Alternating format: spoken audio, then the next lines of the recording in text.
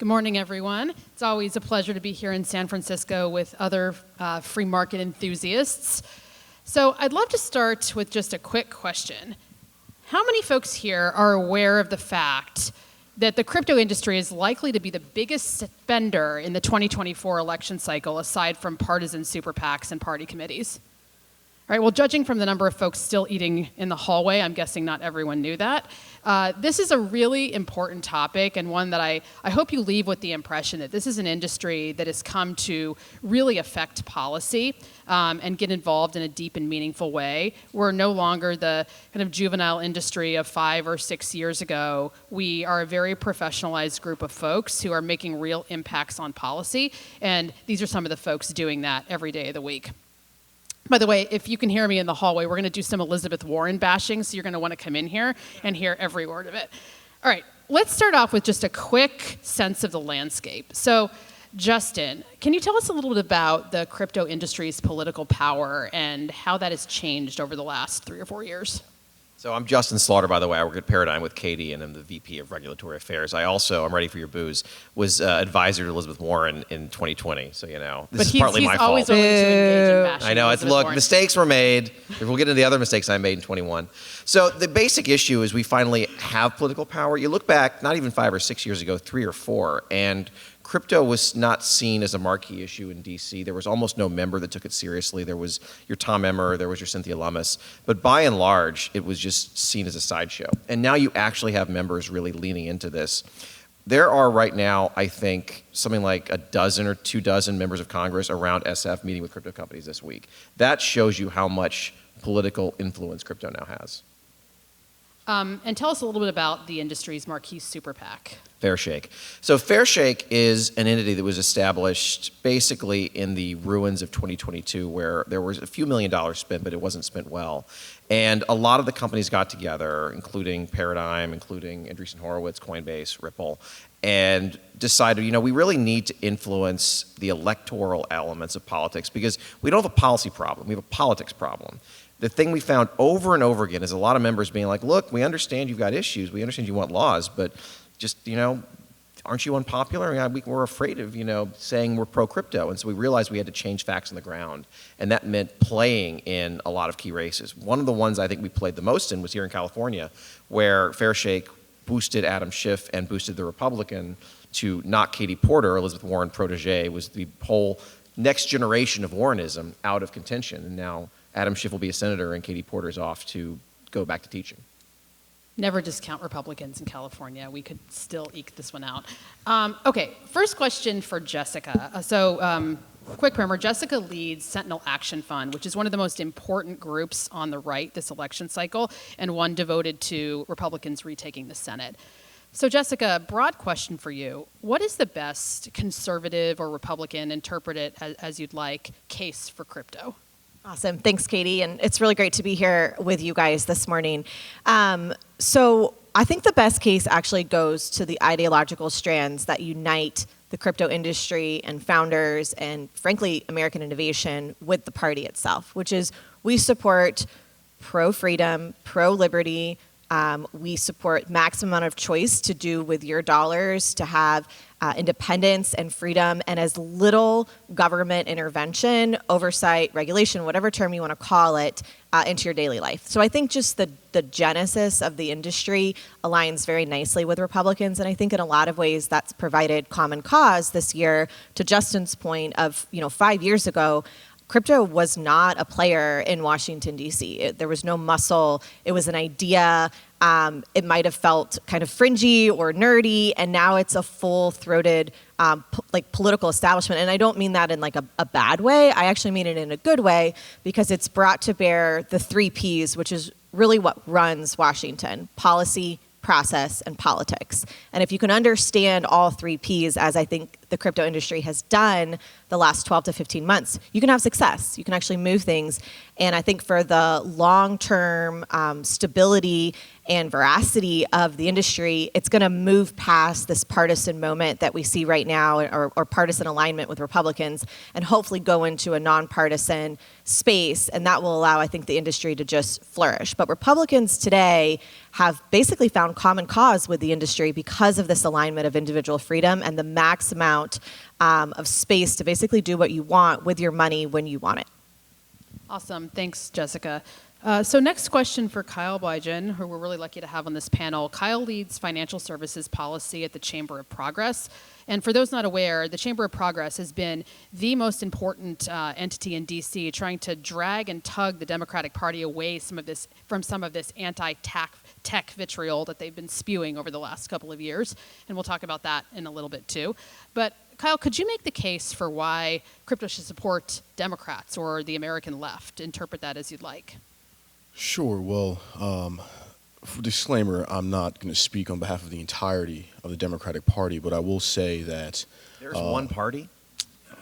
Listen, we've got options. But I will say this. I think the data shows that regulation needs to follow to protect consumers, right? Data from the Kansas City Fed shows that the average African American today actually has a higher likelihood to hold cryptocurrency in their financial portfolios than traditional stocks and bonds. 33% of black voters own crypto, actually. There you Incredible go. Number. Right? So if you're a Democratic policymaker with a diverse constituency, you care about supporting bipartisan legislation that would produce common sense regulation to allow for wealth generation and still have robust consumer protections.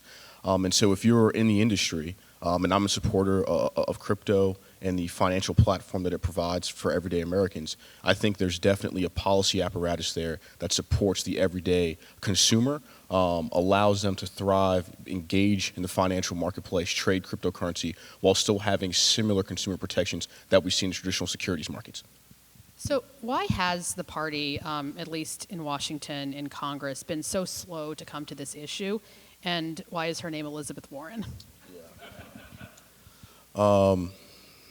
It's tough. Well, I'll give you some personal background. So I just left Capitol Hill to come lead the financial services work at the Chamber of Progress as policy advisor to the Financial Services Committee. And a lot of Democratic and Republican policymakers, for that matter, met with Sam Bankman-Fried. And Yeah, that was definitely part of it. 100%. And early on, a lot of policymakers stuck their neck out to meet with SBF. And when ultimately their financial institution crashed, had nothing to do with crypto, by the way. I want to say it was like actually just fraud, right?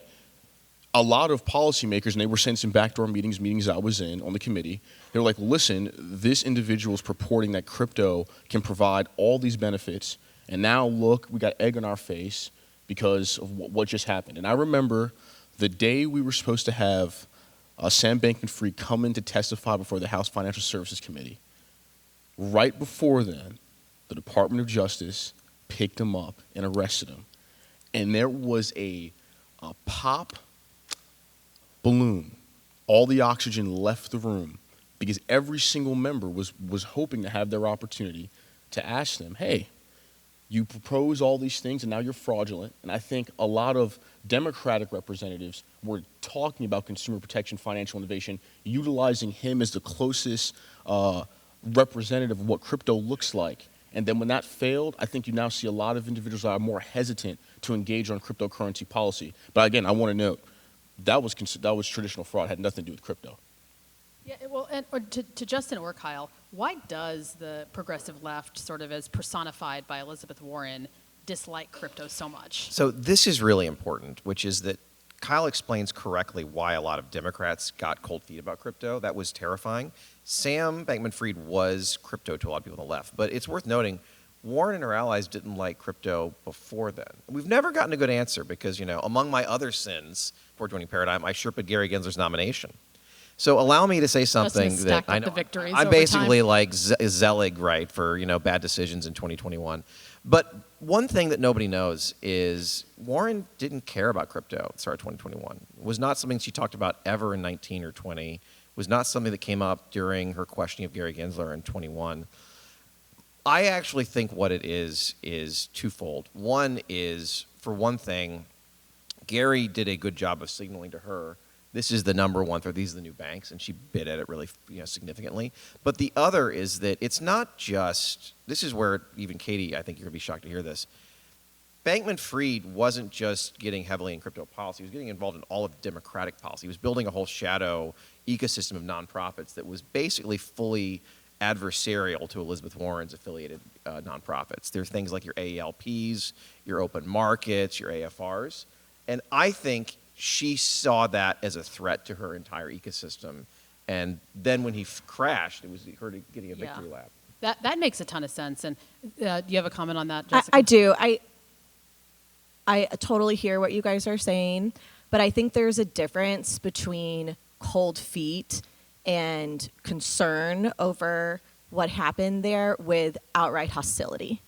And the hostility that we have seen from this Biden administration, everything from, vetoing the CRA to the regulatory role to basically a redo of Operation Choke Point, where government agencies are going after crypto's ability to bank in the United States, even as recently as this week. There is a difference. So I get the concern of maybe this is going to end up somewhere where we're not ready, but cold feet is not the same as hostility. Yeah, and I think splitting those difference is an important part of understanding the landscape and how to dig out of this. That's a really good point also, which is I think what Kyle and I are saying for cold feet is the Hill, where I think there is hostility, there's Brad Sherman, there's Elizabeth Warren, but basically I was meeting with Alex Grieve, who is one of our very talented government affairs VP at Paradigm, and we were meeting with an older gentleman who works for an older senator, and he was like, honestly, I don't understand who's telling me the truth.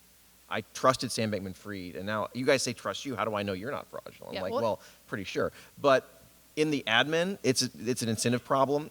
It's often forgotten that even though government is not a business, it also functions like a business in terms of incentives.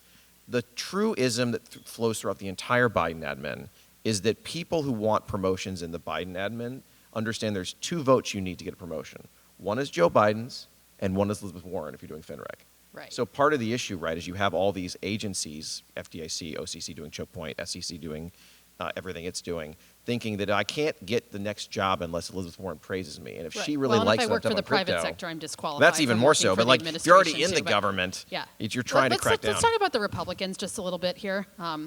And Republicans have come out very strong for crypto. In fact, there's a number of battleground Senate races where you've got the Republican candidate really out there writing about crypto, talking about it. You've got McCormick in Pennsylvania. You've got Brown in Nevada. You have Bernie Moreno in Ohio. Just a real politic question, Jessica. How did these folks come to crypto? Was it sort of the natural way where you're interested in an issue, or the Washington way where you eye the $200 million super PAC and think, gosh, this is an issue I want to get engaged in? I love that question.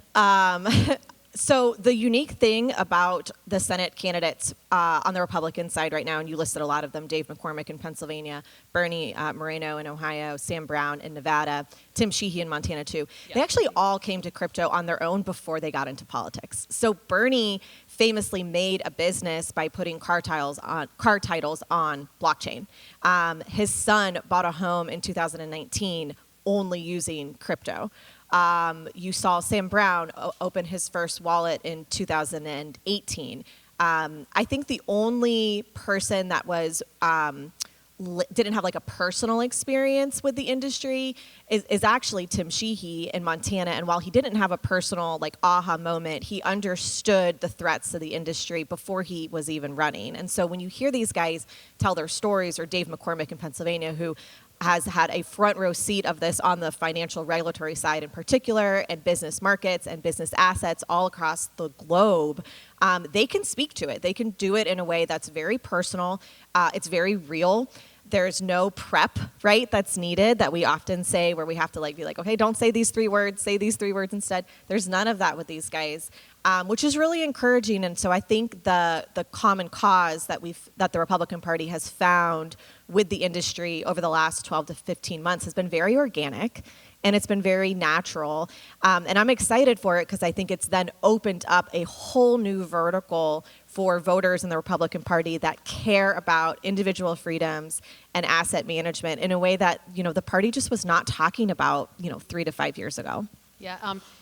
Fun fact, Paradigm does polls every quarter or so, and we did a great poll of Republican voters just before the convention, and one stunning fact that will still stick with me is something like 73 or 72% of Republican voters are afraid of having their bank account closed as a result of their political or religious views. Strangely, we also found similar views on the Democratic side, which personally I don't get, but Everybody's got Republicans certain, worry someone else about got to get financial them. freedom. Yeah. So let's talk a little bit about how the Republican Party's interest in crypto has affected the Democratic Party. So back before Trump started talking about crypto every day of the week, Justin and I and Alex inside Paradigm would have conversations about, well, you know, if the industry could get Donald Trump to talk about crypto, is that going to backfire with Dems? And Kyle, I'd love to hear your viewpoint on this. How has Trump's interest and fascination with crypto affected Dems? Has it made them more excited to get involved in the issue or more desiring to take us down? Yeah, so I can speak to some of the conversations I've had, actually on both sides of the aisle.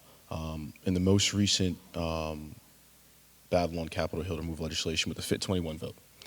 And when I was going to Capitol Hill, speaking to the broad base of Democratic policymakers and some of my Republican colleagues, the Democratic policymakers that cared about the policy and cared about communicating to the constituents that they care about the technologies that they care about, they weren't freezing when they see Donald Trump's quotes coming out. As a matter of fact, I think if you were a member of Congress, every single vote that comes down to the floor is an opportunity for you to communicate to your constituents that you care about their values and you care about the policy of the country. And so we got Fit 21, broadly bipartisan. There's another one we got, which a lot of people don't necessarily talk about, which is the Deploying Blockchain for America Act of 2023. Broadly bipartisan, and where you saw Democrats and Republicans, again, come together to support the future of innovation. And that was a full swing of Donald Trump speaking at conferences, putting out policy positions. And so I think the question is not whether the former president, if the former president puts out positions supporting crypto, if you're a Democratic policymaker, that shouldn't scare you. As a matter of fact, it should show you as another opportunity for you to join forces and say, hey, let's make this a bipartisan moment to support Americans. Crypto should not be partisan. It should remain bipartisan. Yeah, agreed that the industry shouldn't be partisan. There was actually a great article in Politico Pro this morning talking about all the industry infighting and squabbling about how we're spending our money this election cycle. So it is clear we are not all on the same page. But let's talk next a little bit about the White House. Obviously, folks have some hope that Kamala Harris is going to be more friendly, not just to crypto, but to tech generally, than Joe Biden has been if she were to win. Is there any evidence that that's actually true? Jessica, this is a big fat softball for you. No. Wait, more? Answer more? No, I don't think so. Look, I think in general, Harris is an incumbent, right? She is currently the vice president of the United States. The policies that are coming out of the Biden-Harris administration, everything from the regulatory space to actually, I would argue, their influence with their Democratic colleagues in leadership in the United States Senate is antagonistic to the industry. I think if she wanted to show some leg and be supportive, they would be making moves now. To say that the vice president has no influence on policy or can't reach into the agencies, as we all know from our own government experience, is just flat out not true. The vice president has a ton of influence on policy, and especially in a situation where the president is MIA, at least for the last 3 to 6 months, she's taken even a larger role, I think, on the policy side within the interagencies, within reaching in with her relationships specifically with Treasury. And so I think if we had hope, we would have seen elements of that. We've seen none of that, and I think we should anticipate another 4 years that is very antagonistic and goes further. But I will say the insurance policy, from my perspective, as a pro-growth, limited government Republican, the insurance policy is the United States Senate. Because if Harris wins the White House and the Senate flips to GOP control, then I think you'll actually have a moderating force on Harris. I think her SEC num is going to look a little different. Her cabinet positions will look different because she's got to get all of this through the Senate. So I think there's some play there. If I were to tell you what the number one priority for the industry is, I would actually say it's the United States Senate, period. And I think the industry largely agrees with you. I think so. I think so. I think the industry is trying to understand how to have their own insurance policy if that doesn't happen, so they don't get screwed even more, which also shows that Harris is not going to be a friend, I think, to us. Yeah, what's been so interesting about the Biden admin's scorched earth approach to crypto is it's opened up this sort of like permission structure for folks in crypto and then actually tech more broadly to experiment with supporting Donald Trump. And as somebody who's been in Silicon Valley now for just over 10 years, it's been an interesting change. It would have been the case, certainly in 2016, that you would never publicly acknowledge that you were going to vote Republican, but it is now becoming much more acceptable, whether you call that the Twitter Overton window shift or some other thing. But I think it's really interesting that, as you point out, the industry is largely just saying, yeah, we want a Republican Senate. But, Justin and I were meeting with a Democratic member of Congress in our office yesterday, and we were discussing why the Harris campaign has not said anything more explicit about not just crypto, but tech generally. And I said something like, you have no idea how little it would take to satisfy us. I mean, if you cannot speak, then nod. If you cannot nod, then wink. And we're a cheap date. We're a very cheap date at the moment, at least some of us are. But, Kyle, I would like to start with you, and then Justin, I'd love you to react to this. Like, is it fair to expect Harris to be ready to go with explicit policies? And what should we be looking for or asking for from them? Do you think it's enough for them to just sort of have a few advisors go on background with Politico and say, oh, don't worry, she won't try to destroy private enterprise? So I think let's level set for those outside of D.C., and let's talk about the political reality. Harris just got control of the campaign, right? Okay. There's no way in the world you should have an expectation that her as a candidate is going to come out with some 10-part policy plan to support cryptocurrency. That's just not realistic. Matter of fact, it's not even politically feasible. Could she at least say, I don't want to destroy Facebook? Like, she could have put it in her economic platform that she just rolled out. Sure. So The one that had Biden mentioned like 9 times. Yeah, like a little bullet point, So, I think you're finding out that Harris is in a tough spot, just to be completely honest with you. The Biden administration has not been a friend of cryptocurrency. She is still a part of the administration. Or tech. I mean, it's not just crypto. Sure, exactly. Or tech. She is still a part of that same administration while running as the presidential candidate. Right? That's a tough position. I don't think anybody wants to be in that role. But I do think we do see some signs of life from her advisors. And if you have conversations with them behind closed doors, they recognize the need for cryptocurrency to be regulated in the United States, to have broad consumer protection, and that there needs to be a new face to the Democratic Party leading on technology policy. I don't necessarily know if you're going to get a candidate Harris on stage saying that. If she does, congratulations.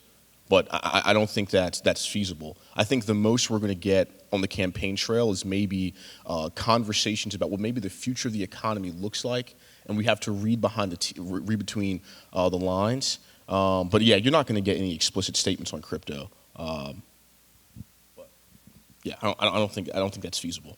Yeah, Justin, what's fair to expect here? I mean, I'm personally waiting to see if Donald Trump brings up crypto at the debate next Tuesday and calls Harris up to the floor and say, what do you believe? Which I think is the most likely way. 90% chance he does. Well, we bet that on June and it didn't happen. But, yes, I agree.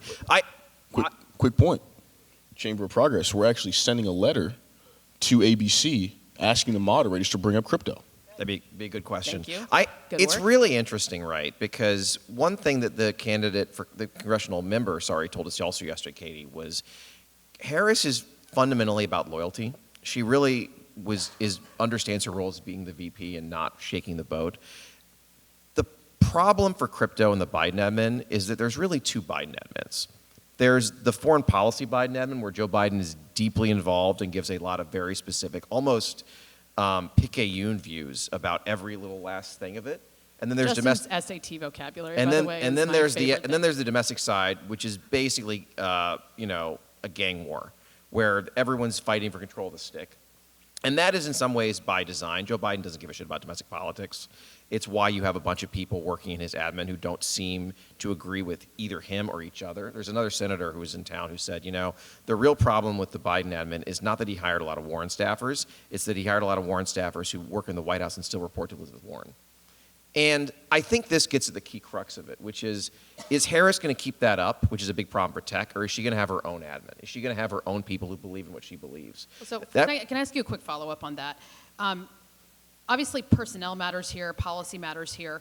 What does the crypto industry need to get done in Washington in the next admin? Does it happen in Congress? Does it happen at Treasury, SEC? It's everything. I mean, it's embarrassing. We're being lapped by the Europeans with their goddamn trilateral process in legislation. They finished crypto legislation over a year ago now. It is ridiculous that we're losing to them in terms of regulatory clarity. So we have got to do legislation, we've got to do regulation. We have to figure out how to right-size the entire regulation by enforcement approach of the SEC and to a lesser extent the Fed. It's a huge undertaking, and it's in part one that has to occur in tandem with an entire reset on tech policy as well. The sense that I've gotten talking to folks in DC, I'm curious for Jessica and Kyle, is that for the first time there's a realization that it turns out the voters don't want to crack down on tech. We ask in our poll of Democrats, do you think the internet has been net good for society? And unsurprisingly, overwhelming numbers of Democrats said yes. If you ask people around Farragut North, was the internet good or bad for society? They'd be like, obviously it was terrible. Well, can't we go back to 1950? Things were so much better then. I mean, you tell me this all the time, and it just blows my mind every time you say it. It's 100% true. I mean, the degree to which the problem crypto has is one that tech has, which is that the people most neurotic and against it are older, postgraduate, white liberals who work in government nonprofit spaces. They are, for lack of a better word, conservative liberals. They want to go back to a past version of So maybe life. instead of abolishing Facebook, we should abolish liberal nonprofits. I mean, I know a lot of people who would love that. There's only one problem. You got to make sure that tax money goes to the tax man, not to philanthropy. Fair enough. Jessica, Kyle, would love to hear your reactions to that. I mean, look, I don't think voters know what matters to them. How did we get to this conference today? Uber. How do you talk to your friends and family every single day? SMS, Facebook Messenger. How do you post what you did from your family vacation last week? Instagram. The average consumer, the average voter, is using technology, and it's enabling them to be engaged with their financial ecosystem, with their social networks, and in transportation. And it's technology is supposed to be making lives better every single day. So no, I don't, again, and this has been a theme of this conversation. Don't crack down on tech. Allow for there to be healthy, responsible innovation to keep this technology in the United States, protect consumers, and allow for the most competitive, innovative marketplace that America has ever seen. We should not, I mean, look, right before I left the Hill, to what Justin's point, I spent time in Brussels and in Frankfurt speaking to my counterparts over there about what they saw in the future of climate regulation, technology regulation. And they were laughing at Americans. They're like, we've got this entire massive regulatory regime in Europe. Y'all have like this executive agency process with a couple of the top heads, and y'all can't put together a comprehensive regulatory regime for anything. And as the American in the room, they're right. Right? So there's an onus on Washington to make sure that you are get your game together. You can't have America be laughed at on the international stage because partisan politics is killing good policy. Innovation for tech and cryptocurrency needs to be nonpartisan, and we need a bipartisan effort to make sure that happens. Yes. However, that's not where we are in 2024, which I think is the hardest part of this conversation, because the pragmatist and realist that is my day-to-day is like, okay, yes, I want American innovation and tech to flourish, just as I want human nourishment to flourish and our families to flourish and our businesses and our kids to grow up and not be worried about school shootings or privacy online, right? Which is probably what you're getting at with some of the questions about the veracity of the internet. But the problem today is that all of those things that we want and dream of are only being made possible by a policy apparatus that allows it to flourish. And the signals from the American left today, not only are they saying no to that, they're antagonistic to it. And so it's very easy for me to sit here and basically become like a single issue voter on this, which is frankly not where a lot of us were, I think 5, 7, 10 years ago. But it's become such a watershed moment, I think, for the country of, are we going to have American jobs here? Are we going to have American innovation here? And are we going to do it in a way that allows the industry to flourish? And what is the policy apparatus that's needed? And the right is the only party that is putting out those answers in economic plans, in statements, in positioning. And I think it does come up in the debate, right? I think it's sad that Harris can't articulate what she wants, but part of it goes back to the very first question that you asked, Katie, and I think Justin, you were answering about the incentive structure. And it's not until the incentive structure changes, I think, for the Democratic left, that you're actually going to see this break forward. And maybe that's with Elizabeth Warren's retirement. Maybe that's when she's no longer kind of the shadow financial services queen. But I don't see that coming really anytime soon. No one's been able to go after her. The state isn't ripe for that sort of flip. So I think there's a lot of steps that are going to have to happen to get the American left to be in a position that you just described, where they're welcoming to a pro-growth industry. And, well, Kyle, I'd love to give you the last word here. And in response to Jessica, would love to have you address just very broadly, how do we get the American left to a place where they are for abundance again, where they could be pro-capitalist, pro-free markets, pro-free enterprise? It does feel like there's a thick strand of the Democratic Party right now that is actively working against abundance. And I know your organization is the polar opposite of that and is, in fact, trying to tug the party back in the other direction. How do we get there? I think a lot of it actually comes to value alignment and communication. I think that a lot of politicians need to recognize that voters care about abundance. Voters care about supply. Voters care about the innovation and the regulations that allow for their personal finances and freedoms to thrive. Look, I'm an econ guy. You have too much demand for too scarce supply, driving prices up. I'm sorry, no new government handout is going to solve a supply problem. It's Econ 101. And so I think serious people need to be in the room.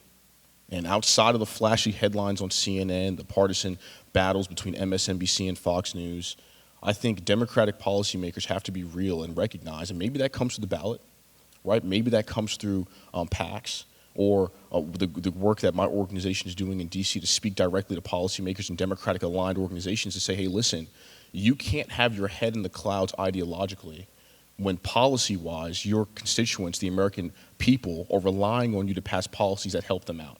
And so I think we get Democrats back to the center, back into reality, by forcing them to recognize what the common slate of policies look like that are going to help out their constituents, and let them know that their constituents and their base is relying on them for it. That's the incentive structure. There has not been a positive incentive structure for voting on bad econ policies for Democrats for some reason. Yeah, I mean, and the problem that we've alluded to a couple times is like the counterweight to the very practical stuff that Chamber of Progress is working on is this sort of like constellation of progressive nonprofits that are putting pie-in-the-sky ideas into the heads of lawmakers every single day.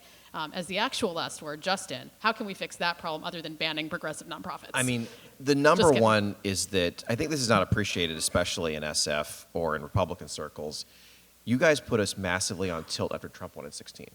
Like, I can't tell you the number of people who were like, see, this proves we were wrong about everything. Barack Obama was a neoliberal. Bill Clinton was the devil. We have to undo everything and go in totally different directions. And in tandem with that... Is that a type of Trump derangement syndrome? It is TDS, okay. But it's one where you guys got to benefit from it. In tandem with that, there was a huge outpouring of money from a whole bunch of places for this. And one thing I've really been doing, both at Paradigm and then seeing, is that we've been polling recently who has better economic plans among Democrats, Barack Obama or Joe Biden. Obama wins every time. The number of voters among Democrats who like Joe Biden's economic plans and don't like Barack Obama's is under 2%. It is a rounding error. It's fewer people than literally live in like our least populated states. So I think part of it is underscoring that this whole frolic was a fiasco, and that we just need to get back to very banal center-left politics, which, I mean, Jessica, you're not going to like that in a lot of ways, but at least you can agree, We can have our usual Punch and Judy fights about tax rates and not about whether or not tech is the devil. And I think it Justin, goes a I'm long so way. exhausted of progressivism that I would gladly take Bill Clinton again. So I think that I- this Would you take frolic- Barack Obama as a better I think question? everyone That's up for actually debate. wants this. The problem is that we feel so far away from it. Yeah. Like there's no one actually coming up in the Democratic Party that is talking like this. No leaders or candidates that can actually win are espousing a vision like this. So- Instead, they're hiding economic plans and making clear that crypto industry is going to be on the it's going to be on the chopping block come the first year of a Harris administration. So, It's like, interesting. yes, but One thing I monitor a lot is the Congresswoman from the Bronx, and Alexandria Ocasio-Cortez, because she, more than anybody else, represents probably the next generation of the left. And I've always been shocked that she's never said one bad thing about crypto. That's In right. many ways, has she said anything good? she's actually occasionally glanced at it.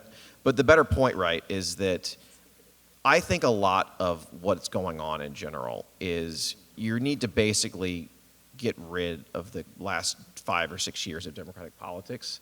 And I think we're going to get that because, ironically, the person who has a really bad relationship with Elizabeth Warren is Kamala Harris, in part because this is forgotten now. Warren called for Harris to be booted from the ticket last year, in public, on the record. Not great. Bad bet. I think if you got back to a world of everyone having a say in staffing and policy, that's not a perfect world, but it's at least one that's workable. And my hope and expectation is that's closer to what we have. But I will note, if there's a requirement to get Republican votes in the Senate, it's probably easier. Probably leads to harder problems in other areas. But personally, I think the best outcome for crypto is legislation that probably requires a divided Congress. Agreed. And with that, I'd love to thank this really amazing panel, Jessica, Kyle, Justin. Thank you very much for joining us. Thank you, guys.